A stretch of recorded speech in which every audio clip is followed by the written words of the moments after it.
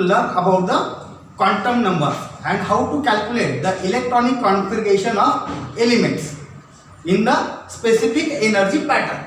In 10th class, we have studied the first quantum number, that is the principal quantum number. Principal quantum number. आता हा तो spelling पाहून घ्या.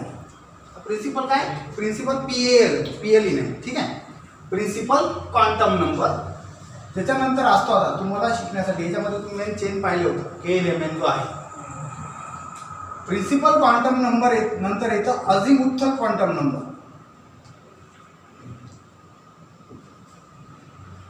Then number third one is the magnetic quantum number,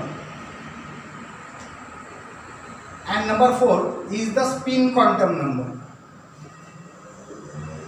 चार प्रकारचे quantum numbers आपल्याला study करायचा आहे for calculate the electronic configuration, energy of an electron in a specific orbit, what is mean by subshell, what is mean by shells, then what is by orbits and what is mean by orbitals. There is a huge difference is present between the orbit and orbital. The first principal quantum number are generally used to carry out the size of an atom. To calculate the size of atom. Atom की size हम calculate करने के लिए जो पहला principal quantum number है use करते हैं. आपको पता था कि जैसे जैसे के शेल हम स्टडी करते हैं, बाद में एल जाते हैं, बाद में एम जाते हैं, बाद में एन जाते हैं, क्या होता है? The size is increases. बराबर. जैसे आपने कहा था कि ग्रुप में जाते वक्त क्या होता है? साइज इंक्रीज होता है. पीरियड में जाते वक्त साइज डिक्रीज होता है. बराबर. क्योंकि वहां पे इफेक्टिव न्यूक्लियर चार्ज बढ़ता है. दोनों तरफ तो जाते वक्त इफेक्टिव न्यूक्लियर चार्ज बढ़ता है. अब ये थोड़ा सा बेसिक वापस ले लेते हैं. आपको पता है कि एक सेंटर रहता है. एटम इज द स्मॉलेस्ट और tiny part of matter, and this matter is made up of 3 different types of particle: proton, neutron and electron. The proton and neutron together present in the center of atom. आपको पता है proton और neutron कहाँ पे रहते हैं? Centre में रहते हैं. और बोथ आर, मैंने कहा दोनों भी रहते हैं, तो क्या बोलेंगे उसको? न्यूक्लियॉन्स बोलेंगे. क्या बोलेंगे? न्यूक्लियॉन्स. अब प्रोटॉन और न्यूट्रॉन सेंटर में रहते हैं, तो आपको पता है कि प्रोटॉन पे पॉजिटिव चार्ज रहता है, neutron is chargeless, zero charge, उस पर कोई भी चार्ज प्रेजेंट नहीं रहता. And the electron are revolve around the nucleons in a specific orbit, specific main shell, and that main shell are said to be the principal quantum number. अब proton और neutron centre में, that is the sum of proton and neutron are called as atomic mass number. ये भी पढ़ा है. Atomic mass number यानी क्या होता है? the sum of proton plus neutron, that is proton and neutron present in the center of atom, present together center of atom are said to be the atomic mass number. Then the electrons, the number of only proton और electron. आपको पता है कि proton और जो electron की quantity है इस स्पेसिफिक एटम में सेम रहती है. जैसे हाइड्रोजन लिया हमने, तो हाइड्रोजन का एटॉमिक नंबर 1 आएगा क्योंकि वहाँ पे एक प्रोटॉन है, बराबर है, एक इलेक्ट्रॉन है. तो वहाँ पे प्रोटॉन की क्वांटिटी जितनी है उतनी ही इलेक्ट्रॉन की है. हम खाली स्पेसिफिक एटम की बात कर रहे हैं. अगर मेटल का लिया हमने पॉजिटिव चार्ज नेगेटिव चार्ज, तो वहाँ पे इलेक्ट्रॉन की जो संख्या है वो बदल जाएगी क्योंकि वहाँ पे loss of gain of electron हो गया था. बराबर. जैसा हमने सोडियम लिया था, सोडियम में 11 प्रोटॉन रहते हैं, तो 11 इलेक्ट्रॉन भी रहेंगे, यानी पॉजिटिव चार्ज और नेगेटिव चार्ज की क्वांटिटी सेम है. बराबर. यहाँ पे loss of gain of electron हो गया तो वहाँ पे क्या हो जाएगा? पॉजिटिव चार्ज फॉर्म हो जाएगा. वहाँ पे इलेक्ट्रॉन की जो संख्या वो बदल जाएगी, वो नंबर बदल जाएगा. यहाँ पे समझो 11 प्रोटॉन रह गए, एक इलेक्ट्रॉन लॉस करता है, आपको भी पता है, it is act as a metal, 10 बन जाता है. तो यहाँ पे पॉजिटिव चार्ज आता है. क्यों आता है? क्योंकि एक प्रोटॉन जाता है, एक पॉजिटिव चार्ज आता है. ये आपको पता है. आते हैं वापस इलेक्ट्रॉन पे. अब इलेक्ट्रॉन है तो एक स्पेसिफिक ऑर्बिट में हम कहते हैं कि रिवॉल्व हो रहा है, just like a planetary structure. आपको पता है sun is the present in the centre of, बराबर, centre of solar system. All planets revolve around the sun in a specific orbit. वो इधर उधर नहीं जाते. अब इलेक्ट्रॉन की वैसा ही बिहेवियर है. It is said to be the planetary structure. It is said to be the planetary structure. बहुत सारे साइंटिस्ट ने इसको डिनोट करने का, डिस्क्राइब करने का कोशिश किया. आपको भी पता है, डाल्टन था, रुदरफोर्ड था, बराबर, आपने पढ़ा भी है. उसके बाद बोर आया था, उसके बाद कौन आया था, बोर, और उसने थोड़ा सा स्ट्रक्चर अच्छी तरह से बताया। अब कोई साइंटिस्ट बोलता है कि जो हम पार्टिकल्स के बारे में बात कर रहे हैं, proton, neutron, electron, electron act as a particle nature, बराबर है, act as a particle nature. अब कुछ साइंटिस्ट ऐसे थे जैसे डी ब्रॉगली थे, बराबर, तो उनका कहना था it act as a wave in nature, electron act as a wave nature and it gives rise, it is denoted by wave function. Wave रहा था आपको पता है, इट इज ऑसिलेट और वाइब्रेट होता है, क्या होता है, ऑसिलेशन और vibration of this wave is takes place, बराबर। तो यहाँ पे वेव होगा तो ऑसिलेट होगा और पार्टिकल होगा तो वाइब्रेट होगा। अब वापस आते हैं एटम के स्ट्रक्चर पे। अब इलेक्ट्रॉन है ऑर्बिट में घूम रहे हैं, तो यहाँ पे हम बात करते हो, यहाँ पे जो प्रोबेबल इलेक्ट्रॉन की पोजीशन है इसके बारे में बात करते हैं। वी कैनॉट फाइंड आउट, एक बहुत इंपॉर्टेंट वर्ड है, we cannot find out the exact position and momentum of electron. आपण इलेक्ट्रॉनची पोजिशन, एक्झॅक्ट पोजिशन आणि त्याचं मोमेंटम, आता मोमेंटम माहिती आहे, it is acceleration, it is related to the acceleration due to force applied by the center of proton on the electron। क्योंकि वहां पे क्या हो रहा है, प्रोटॉन क्या कर रहा है, वहां पे अट्रैक्शन कर रहा है इलेक्ट्रॉन अपोजिट चार्जेस है, तो फोर्स अप्लाई कर रहा है, फोर्स अप्लाई कर रहा है तो क्या होगा, मोमेंटम होगा, क्या होगा, एक्सेलरेशन होगा, and this word are said to be the momentum of inertia of electron. Then electron, हम अभी कह रहे हैं कि इलेक्ट्रॉन की पोजीशन हम कुछ कैलकुलेट नहीं कर सकते, exact position and momentum of electron is we cannot find out, बराबर, पर खाली प्रोबेबल पोजीशन बता सकते हैं कि एटम में यहाँ पे इलेक्ट्रॉन हो सकता है, बराबर है, इलेक्ट्रॉन हो सकता है, खाली प्रोबेबल पोजीशन बताते with the help of this quantum numbers.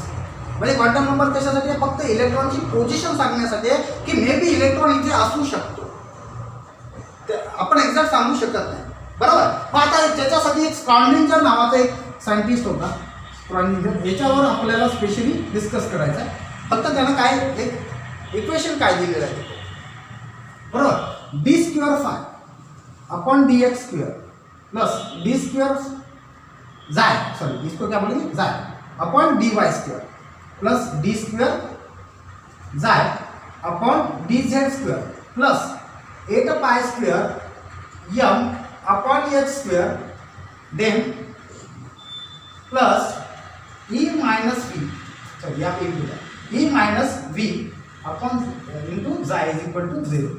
अब इस तरह का यहाँ पे इक्वेशन दिया है। अब यहाँ पे x y z जो दिख रहा है आपको, एक कोऑर्डिनेट्स है, ये समझ में नहीं आया तो भी चलेगा, x y z क्या है, कोऑर्डिनेट्स है, और xi is the wave function, xi is the wave function. अब कोऑर्डिनेट्स तो हम क्या बोलेंगे, x y z, ये एक्सिस है, ये क्या है, ये बन जाएगा एक्सिस, चलो एक्स वाई जेड बन गया, एक्सिस बन गया। अब इस एक्सिस पे हम इलेक्ट्रॉन की पोजीशन ढूंढने की कोशिश करेंगे। M is the mass, S is the Planck's constant, E is the energy of an electron and V is the velocity. वो बाद में बात करेंगे, अब इसके जो आएगा वो बाद में आएगा, ठीक है। अब आते हैं वापस इलेक्ट्रॉन में। अब प्रिंसिपल क्वांटम नंबर हमने बताया कि it is used to designate the size of atom. अब साइज ऑफ एटम है तो वहां पे हम एनर्जी भी कैलकुलेट कर सकते हैं, दैट इज एनर्जी भी फाइंड आउट कर सकते हैं, बराबर। तो साइज हो गया, एनर्जी होगी, और number of shell, number of principal shell भी काउंट कर सकते हैं, प्रिंसिपल शेल, ऑर्बिट भी बोल सकते हैं, ऑर्बिट भी। अब ऑर्बिट यानी क्या होता है, the probable structure of electron at the plane structure पे। अगर ये प्लेन है, बराबर है, यहाँ पे इलेक्ट्रॉन हम ढूंढने की कोशिश करेंगे तो इसको हम ऑर्बिट बोलेंगे, ये ऑर्बिट है, बराबर, ये प्लेन पे है। ऑर्बिटल में आ गए तो क्या हो जाएगा, ऑर्बिटल में आ गए तो हम उसका 3 डायमेंशनल स्ट्रक्चर के बारे में बात करते हैं। ऑर्बिट यानी क्या होता है, planar structure of the electron where we find out the electron is present in atom. अब दूसरा बताया ऑर्बिटल यानी क्या होता है, ऑर्बिटल यानी 3 डायमेंशनल स्ट्रक्चर होता है। कौन सा होता है, 3 डायमेंशनल स्ट्रक्चर ऑफ एटम, बराबर। वहां पे इलेक्ट्रॉन कहाँ पे मिलेगा, that is on the X Y Z plane. अब यहाँ पे जो बात लिखी है इसके बाद देखेंगे कि किस तरह से प्रिंसिपल शेल है, कितने इलेक्ट्रॉन है आपको भी पता है, डायरेक्टली फाइंड आउट करेंगे वहाँ पे, यहाँ पे principal shell, number of principal shell, बराबर है। तो वहाँ पे आपको पता है कि it is generally given by K element, K L, यहाँ पे यम, यहाँ पे यम, यहाँ पे बैठेगा नहीं, ऊपर लेना पड़ेगा इसको।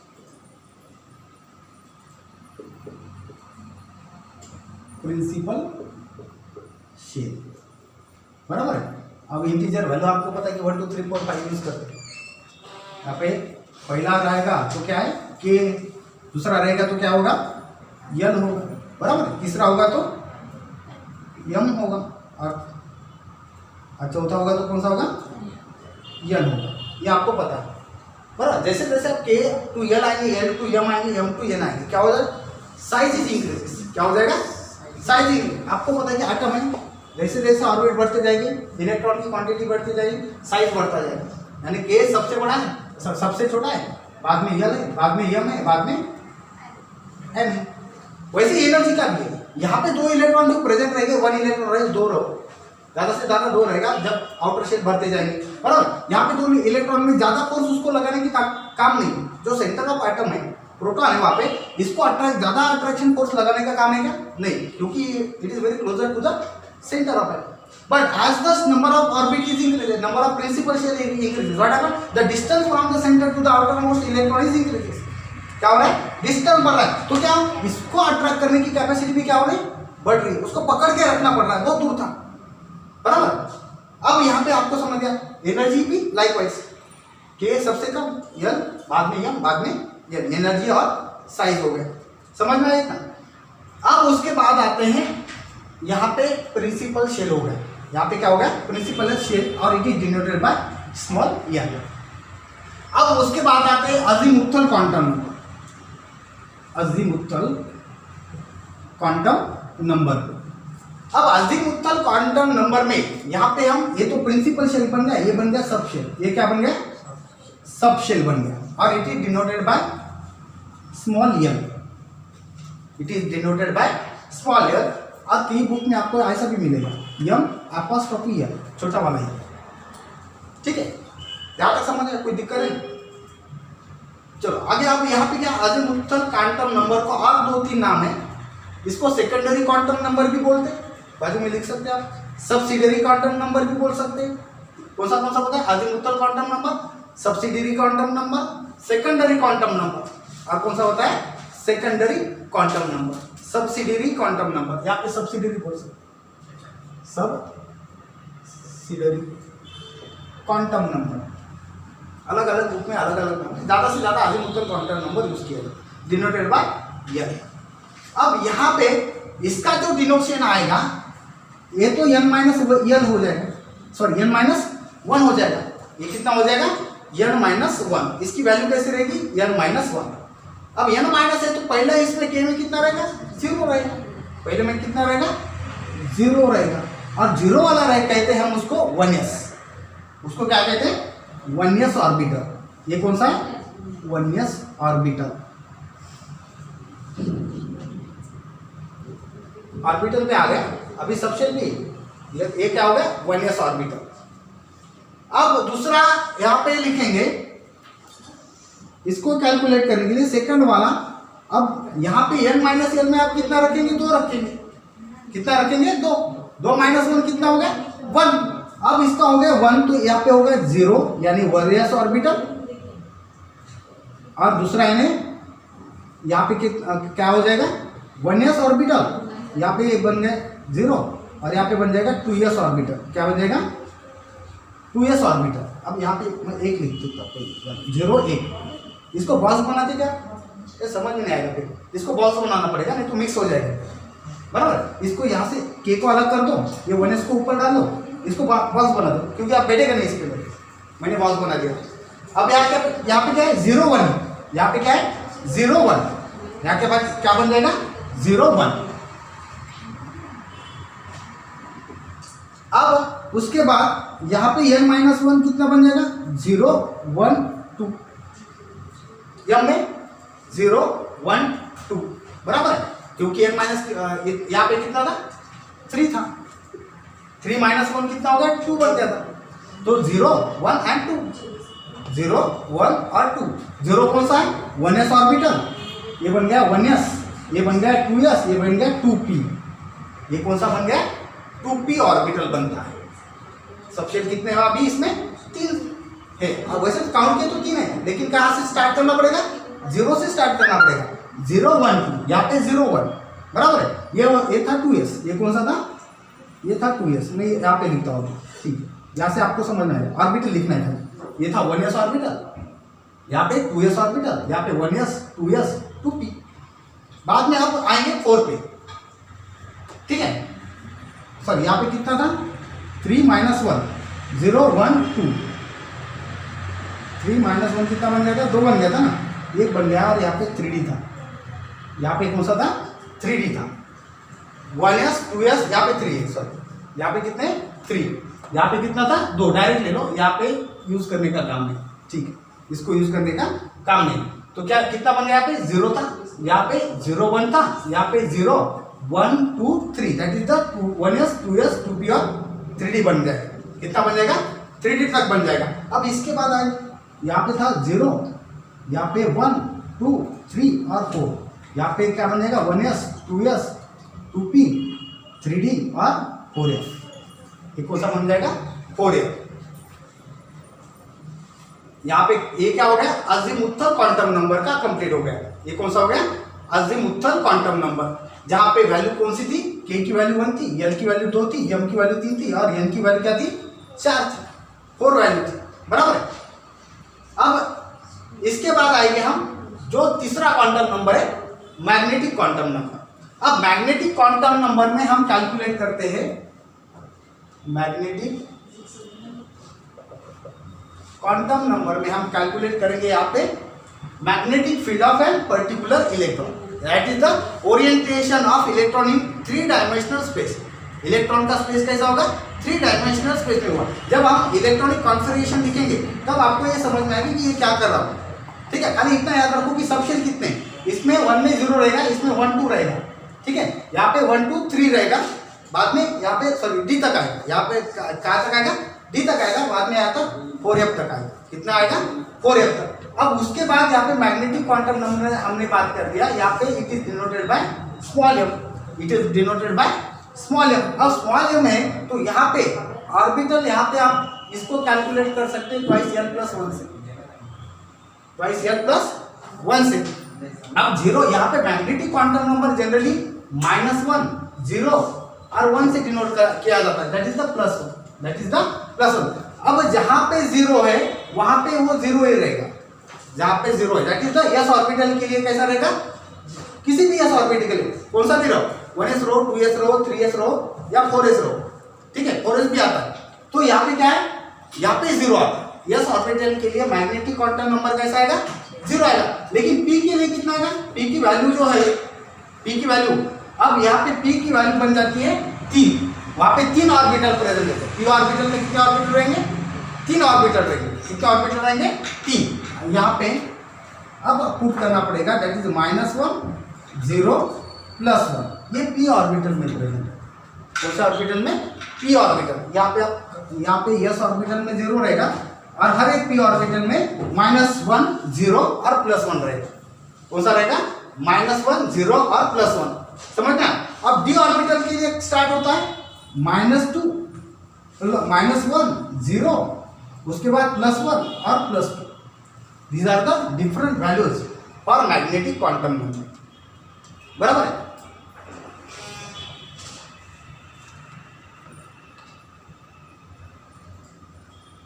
अगर आपने l की वैल्यू डाल दी वहां पे 0, तो क्या बन जाएगा, 2 × 0 + 1 कितना आएगा, 0, वहां पे कितना आएगा 1, दैट इज द 1 ऑर्बिटल। मतलब ये 0 यानी क्या होगा, ये 0 यानी कुछ नहीं, ऐसा नहीं, ये क्या है, 0 नंबर का ऑर्बिटल है, that is the 1 orbital is present.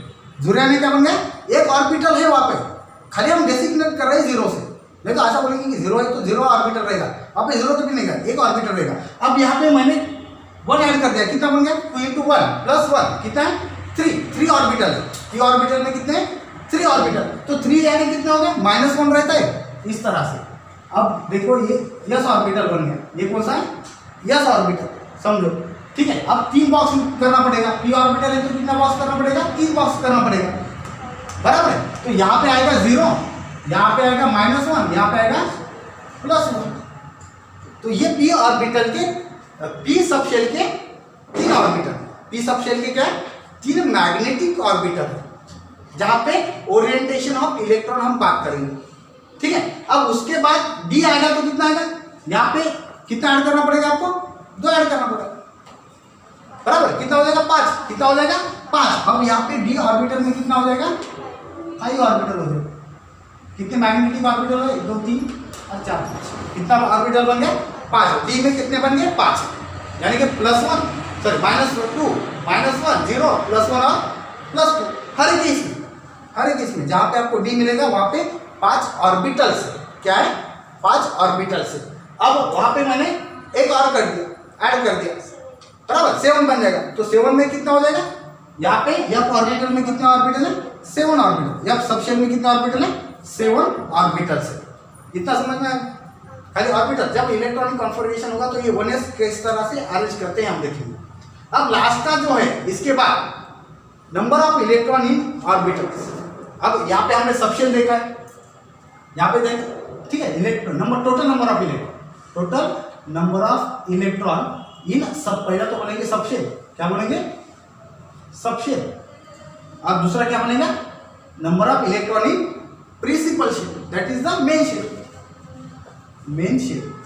ये कैलकुलेट करते हैं हम 2 ट्वाइस एल प्लस 1 से, और मेन शेल में कैलकुलेट करते हैं ट्वाइस एल स्क्वायर, आपने पढ़ा है ट्वाइस एल स्क्वायर हो गया था, बराबर, ट्वाइस एल स्क्वायर आपने देखा भी। अब यहाँ पे पुट करके देखो, अब n1s ऑर्बिटल में अगर पुट कर दिया मैंने, यहाँ पे 0 ऐड कर दिया तो क्या हो जाएगा, यहाँ पे कितने इलेक्ट्रॉन बन जाएंगे, तो यानी कि s ऑर्बिटल में कितने इलेक्ट्रॉन रहते हैं, 2 इलेक्ट्रॉन, कोई भी s रहो, 1s रहो, 2s रहो, 3s रहो, 4s रहो, बराबर, 5s भी है, 6s भी है। तो s ऑर्बिटल रहा तो कितने इलेक्ट्रॉन रहेंगे, 2 इलेक्ट्रॉन, बराबर है। अब यहाँ पे ट्वाइस एल स्क्वायर कर दिया तो मेन शेल में कितने इलेक्ट्रॉन बन जाएंगे, पहले इसमें 2, कितने बन जाएंगे, 2 इलेक्ट्रॉन, समझ में आए। ये जो मेन शेल है, के शेल में अगर कितने इलेक्ट्रॉन बन जाएंगे, 2 इलेक्ट्रॉन बन जाएंगे, बराबर है, क्योंकि 1 पुट करना पड़ेगा, कितना पुट करना पड़ेगा, 1 पुट करना पड़ेगा। अब p ऑर्बिटल में हम देखेंगे, कौन से ऑर्बिटल में, p ऑर्बिटल में आपको हर एक इसका करके लाना है, यानी कि इसका कितना आएगा, इसमें कितना आएगा, इसमें कितना आएगा, ठीक है। तो खाली बता दें। अब p ऑर्बिटल में क्या है, एक पुट करके देखो कितना आएगा, 6 आते हैं, कितने आते हैं 6, यानी कि total number of electron in this 3 orbital, orbital कितने बन गए, ऑर्बिटल बन गए 3 बन गए, बराबर है, पर नंबर ऑफ इलेक्ट्रॉन कितने हैं उसमें, 6, कितने हैं, मैं समजलं का, परत सांगतो एकदा वाटलं, एवढं लक्षात आलं, याच्यानंतर हे फाइंड आउट केलं आपण, ठीक आहे। म्हणजे याच्यामध्ये 0 0 1 0 1 2 3, बरोबर, 3 म्हणजे काय 3D वाला, 3 म्हणजे काय, म्हणजे हा काय झाला, हा एकच ग्रुप झाला ना, 2s 2p, म्हणजे हे 2 नावच झाले, 2 2 वाला, बरोबर आहे, आणि हा 3 वाला, समजलं का, म्हणजे हा एकच ग्रुप आहे, असं नाही म्हणता मी दुसरा ग्रुप आहे, हा एकच आहे 2s वाला,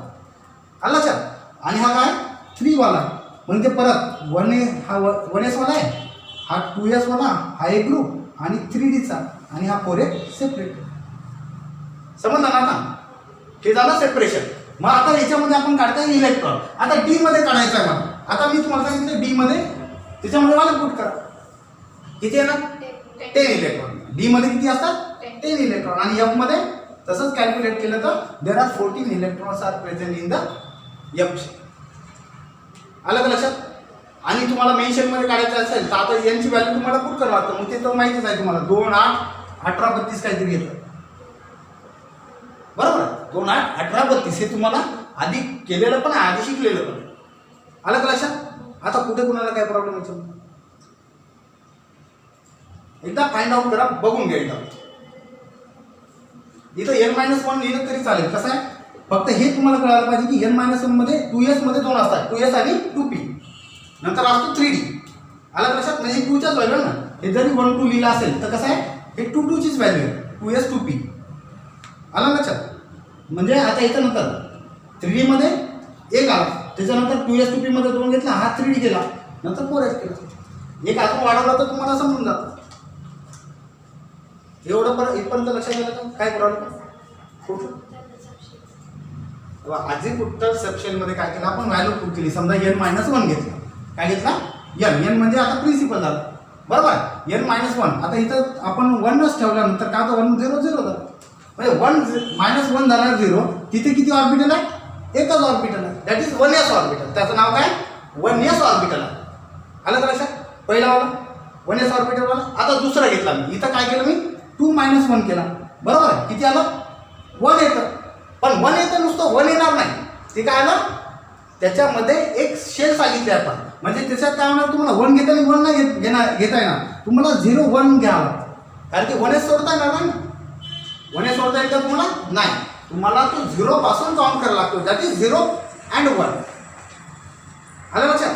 नंतर काय 3-1 करून बघितला. काय केलं? किती आला आन्सर?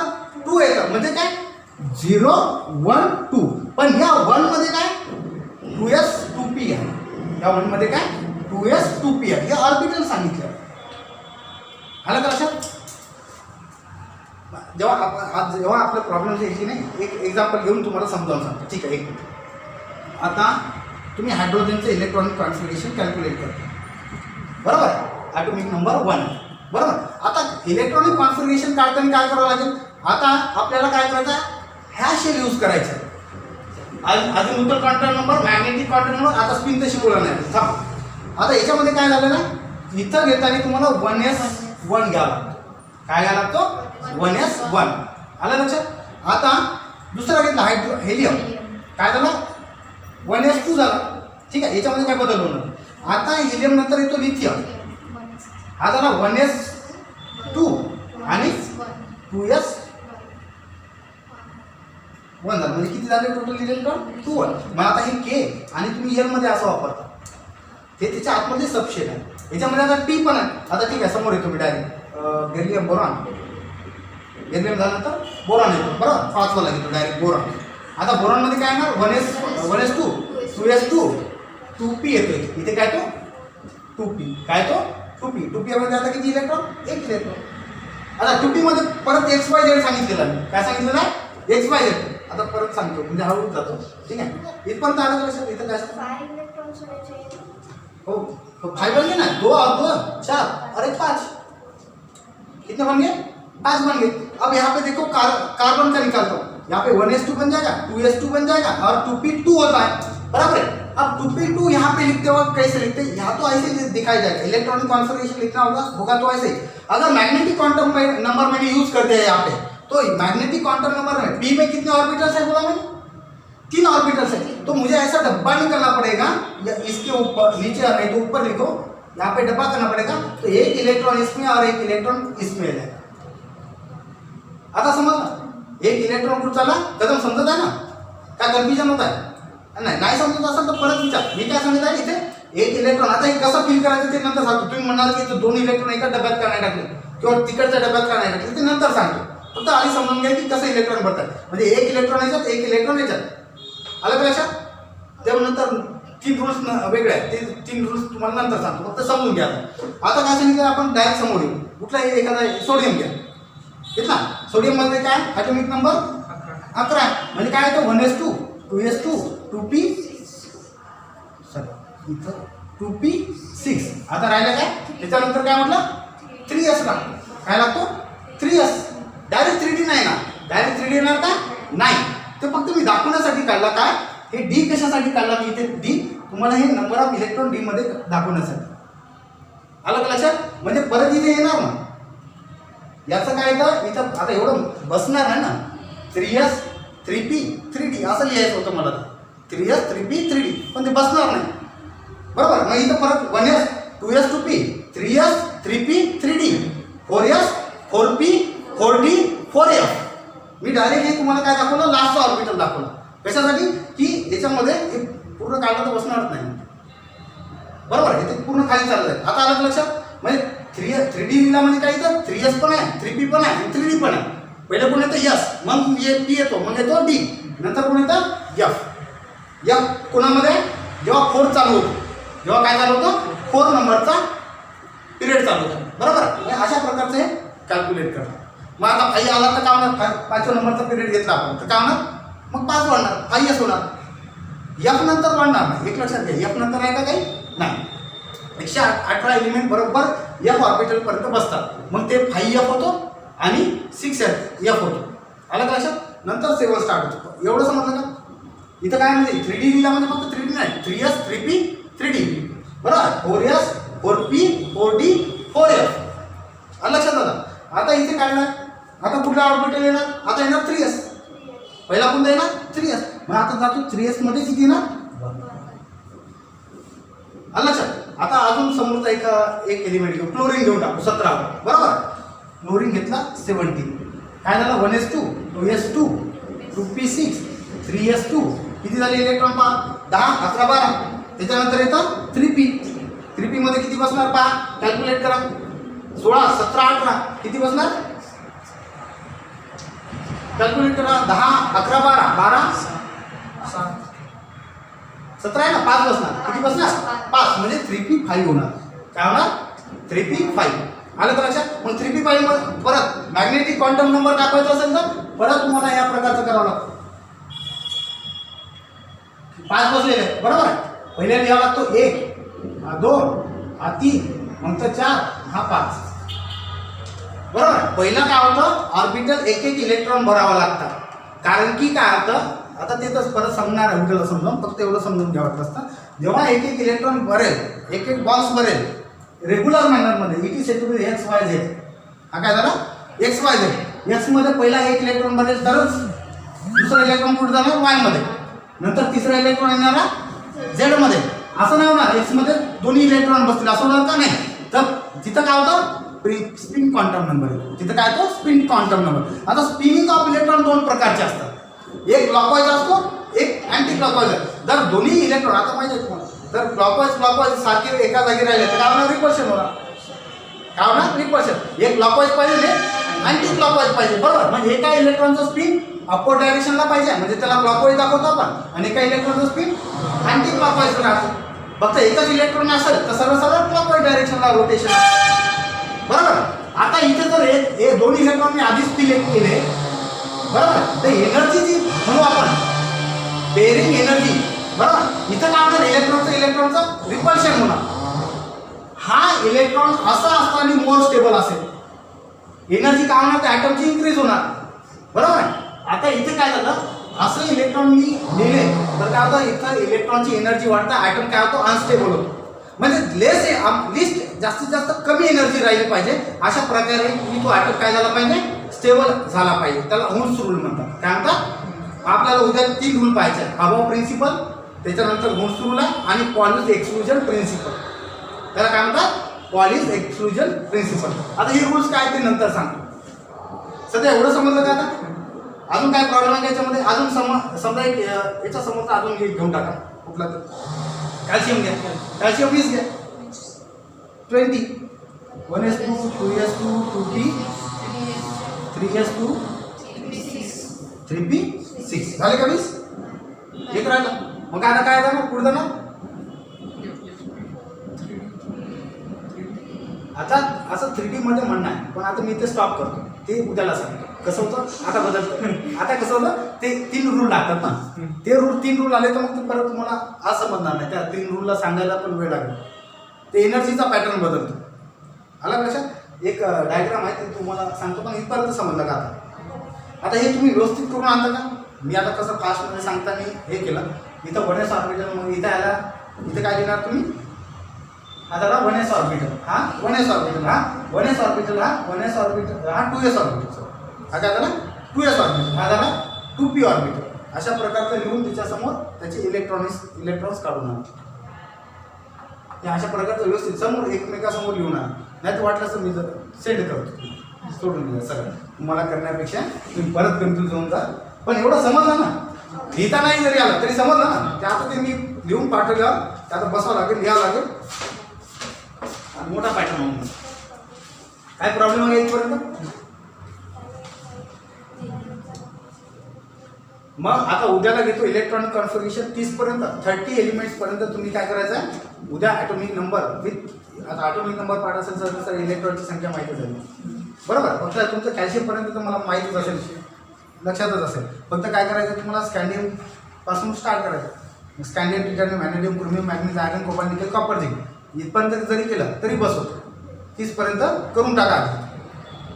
नंतर तुम्हाला थोडेसे पॅटर्न तुमच्या मनाने केले तर फार चांगलं राहतं. जरा हे कसे 118 एलिमेंट जे आहेत हे मी माझ्या मनाने एक विशिष्ट प्रकारचे पॅटर्न बनवलेले आहेत. तर ते पॅटर्न तुमच्या मनाने तुम्ही बनवले ते तर तुम्हाला एक स्पेसिफिक माहीत आहे. स्कॅटी बेजर, फेकुनी पूजन हे तर सगळ्या जगाला माहिती आहे, त्याच्यामध्ये काही पाहायचं काम नाही. पण बाकीचे जे आहेत ते व्यवस्थित करा. आणि पिरियडमध्ये इलेक्ट्रॉनिक कॉन्फिगरेशन पार्ट असण्यापेक्षा ग्रुपमध्ये जर पार्ट झाले सगळ्यात बेस्ट राहतं. जे ग्रुप म्हणतो आपण पहिला सांगितला होता, लिथियम, त्याच्यानंतर कोणतं येतं लिथियम, सोडियम, पोटॅशियम, रुबिडियम, सिलियम, फ्रान्सियम. तर अशा प्रकारचं इलेक्ट्रॉनिक कॉन्फिगरेशन नंबर आपल्या पहिला एक काम करा. पहिला जो आहे ग्रुप अल्कली मेटल त्याचं इलेक्ट्रॉनिक कॉन्फिगरेशन पार्ट करा आणि शेवटचा नोबल गॅसेसचं इलेक्ट्रॉनिक कॉन्फिगरेशन पार्ट करा. तुम्हाला ते तर बाकी माहितीच आहे. इलेक्ट्रॉनिक कॉन्फिगरेशन तुम्हाला शेवटच्या ऑर्बिटचं पहिला असतो 2 असतो बरोबर. नंतर 2 8 ते तुमचा पार्ट होतो. त्या प्रकारे तुम्हाला रीड करून एकदा काउंट करून घ्या. आलं का लक्षात? म्हणजे शेवटचा जो ऑर्बिट माहिती आहे नोबल गॅसेस एलिमेंट कोण येतं त्याच्यामध्ये helium, neon, argon, krypton, xenon, radon. These are the elements present in the noble gas. 18वा ग्रुप त्याचे इलेक्ट्रॉनिक कॉन्फिगरेशन आणि पहिला. बस अंदाज फक्त घ्यायचा की कोणता एलिमेंट कुठल्या ग्रुपमध्ये असतो, कुठल्या रूममध्ये असतो. बस तुम्हाला एवढं काही पाठ करायचं कामच नाही. डायरेक्ट फक्त इमेज समोर जरी आली तर तुम्हाला लगेच लक्षात येऊन जातं की त्याचं इलेक्ट्रॉनिक कॉन्फिगरेशन ॲटॉमिक नंबर काय असेल. हे काय पिरियॉडिक टेबल तुम्हाला उद्या आणून घेतो मी. आपल्या इथं आपला होता का असं तर पाहू नाही तर नसतं. ठीक आहे इथपर्यंत समजलं. आता काय प्रॉब्लेम आहे का?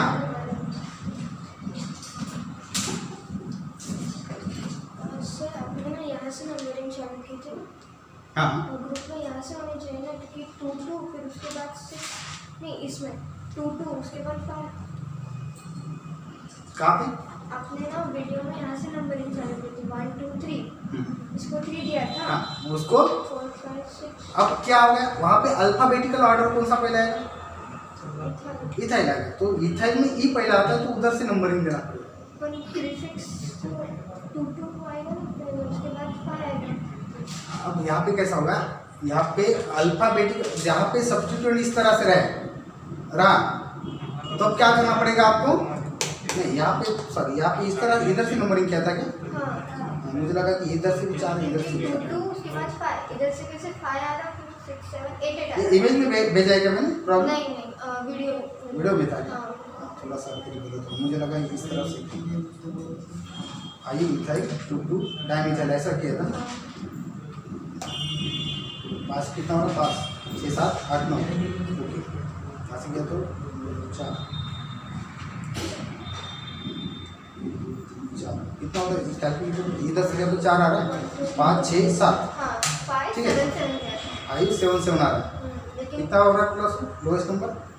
5 उसको आ रहा है उसको 7 7 आ रहा है 14 प्लस 5. इधर से कितना आ रहा था? इधर से 2 2 5 आ रहा है.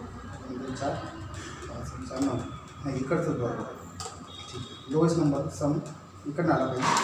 जर हे एका साईडला असते सपोज एकाच नंबर 1 2 निकडून 1 2 नंबर नंतर अल्फाबेटिकल ऑर्डर यूज केला असता.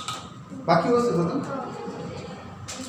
आणि ते हे समजलं का ब्रांचिंग टू ब्रांच तुला प्रॉब्लेम होता ना. ब्रांचिंग टू ब्रांच काय करायचं होतं? बरं ठीक आहे ते आता एखादा प्रॉब्लेम सांगितलं होतं त्याच्यामध्ये. ब्रांचिंग टू ब्रांच आहे ना.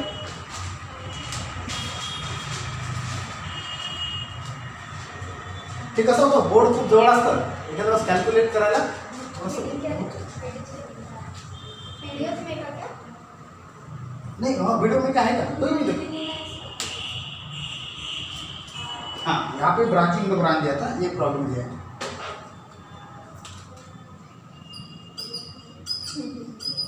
कितना था 1 2 13 थी.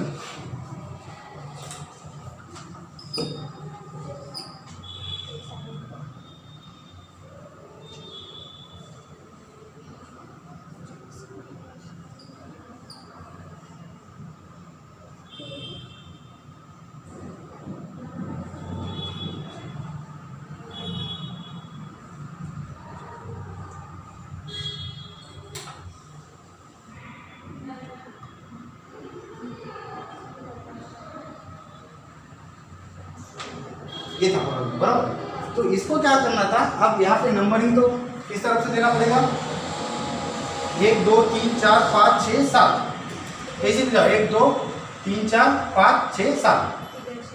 तो यहाँ पे 7 है, पैरेंट चेन कितने कार्बन आइटम है, 13 है, बराबर है।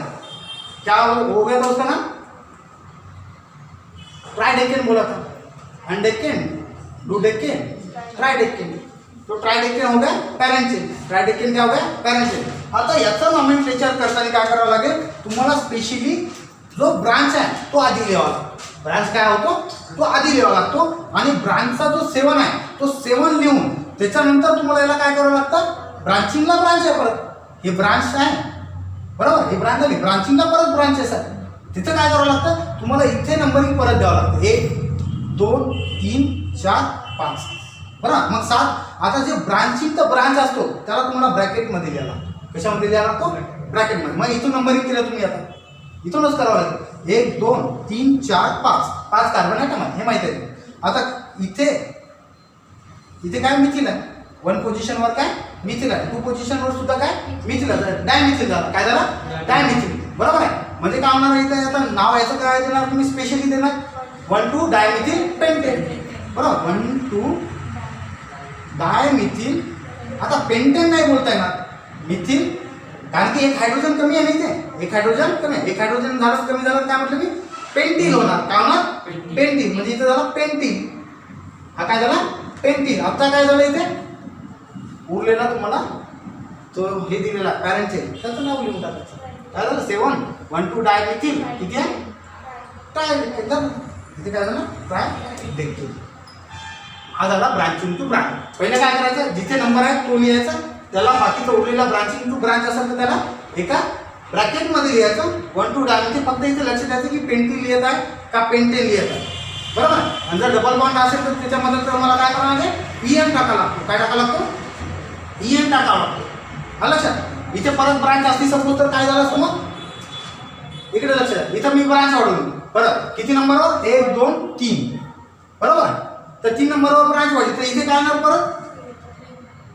डॅश करून 3 मिथाइल ट्रायडेकेन, 3 मिथाइल काय झालं ट्रायडेकेन, आलं लक्षात। म्हणजे हे झालं ब्रांचिंग टू ब्रांच, हे खूप कॉम्प्लेक्स आहे, हे म्हणजे ॲक्च्युली तुम्हाला 12th क्लासला पण नाही आहे, हे तर तुम्हाला हे जे लाईन स्ट्रक्चर आहे हेच खूप अवघड 13 कार्बन आयटमवर पोहोचलो, हे कॉम्प्लिकेटेड आहे, जनरली MSc BScला वगैरे राहते, तरी आपण घेऊन टाकतो, प्रॉब्लेम हा रूल नसतो जनरली, ठीक आहे। मला नेट वगैरे साठी कामी पडतो, नेट नाही तुमचं कोणतं असतं JEE, नेटमध्ये नाही विचारणार। अजून काय प्रॉब्लेम आहे का,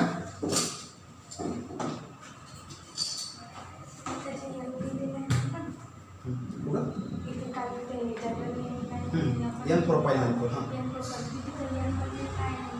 एन म्हणजे की किती नंबर तिथे असू शकतात, असं एनचं काही स्पेसिफिक नाही। आता जेव्हा स्ट्रेट लाईनमध्ये येतं बरोबर, एन म्हणजे नंबर ऑफ कार्बन आहे, एन म्हणजे काय जनरली नंबर ऑफ, याचं काही स्पेसिफिकेशन नाही। जेव्हा आपण कॉमन नेम म्हणतो त्याला एन यूज करतात, जेव्हा स्ट्रेट लाईनमध्ये असतो बरोबर, तेव्हा काय यूज करतो स्ट्रेट लाईनमध्ये एन। जर त्याला ब्रांच होत्या, एका कार्बनला 3 CH3 ग्रुप तर 2 CH3 ग्रुप, काय म्हटलं आपण त्याला, तसं आयसो म्हटलं होतं बरोबर। एकाच कार्बनला 4 लावले मी अटॅच केले CH3 ग्रुप, तर काय झालं निओ झाला होता, तर तशाच प्रकारचा एन अटॅच केला जातो, त्याला काय केलं जातं जनरल नेमिंगमध्ये एन पहिले लिहिला जातो जेव्हा स्ट्रेट चेन येतं, काय तर स्ट्रेट चेन, हा फक्त स्ट्रेट चेनसाठी यूज केला जातो, आलं का लक्षात।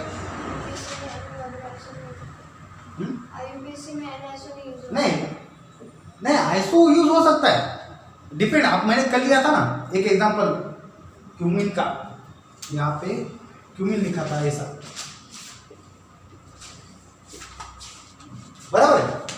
यहाँ पे नंबरिंग किया था मैंने, अब ABCD में अब यहाँ पे आपको अल्फाबेटिकल पैटर्न यूज करना पड़ेगा, क्यों, यहाँ पे भी 1 है, यहाँ पे भी 1 दे सकते हैं, क्योंकि 1 2 3 4 भी जा रहा है, यहाँ से भी यहाँ पे इसको 1 दे दिया, 1 2 3 4 पे ही जा रहा है, तो ये था प्रोपिन, ये था मिथाइल, तो M पहले आता है, P पहले आता है, M पहले आएगा, तो यहाँ से आपको नंबर स्टार्ट करना पड़ेगा 1 2 3 4, तो अब आएगा 1 मिथाइल 4 आइसोप्रोपाइल होगी। क्या बोलेंगे? 4 आइसोप्रोपाइल। अगर IPC में भी नाम आता है, ऐसी कोई बात नहीं, IPC भी नाम आ जाता है, समजलं? तर अशा प्रकारचे इथं नंबरिंग केलं जातं. हे तर क्युमेन होतं ना, ह्याच्या आतमध्ये असं असं रिंग असं, समजलं ना? आता मला डबल बॉन्डचे पाठवायचे राहिले, माझी डबल बॉन्डचं नॉमेनक्लेचर झालं होतं ना, त्याची शीट राहिलेली आहे, एक आन्सर शीट आणि एक क्वेश्चन शीट, बरोबर. आता याचे मी काढून पाठवतो.